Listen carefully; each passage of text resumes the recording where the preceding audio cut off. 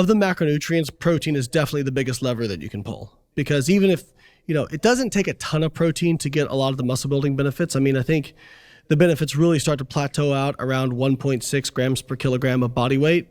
There's some evidence that maybe even up to like 2.4 or 2.8 grams per kilo may give like a little bit more benefit. And several times throughout today's conversation, we've come back to this issue of satiety signals, whether or not they're brain-based, body-based, or both. I think it probably looks something like an asymptote in terms of a curve, where as you put more into the system, you always get a little bit more, but it just gets to the point where it's so infinitesimally small benefit that it's, for all intensive purposes, no benefit. But you mentioned 1.6 grams of protein per kilogram of body weight. Would you consider that a threshold that most people should try and achieve daily? I see very few downsides to hitting that.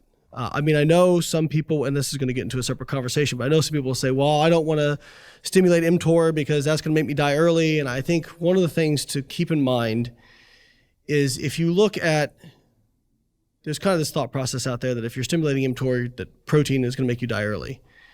And first off, we have very little human outcome data to support that claim. And the second thing is, if you look at any macronutrient isolation, I can make a mechanistic argument that it's going to kill you. So fat, if you take in fat, it decreases flow-mediated dilation. Flow-mediated dilation is important for heart health in the short term. Carbohydrates stimulate insulin.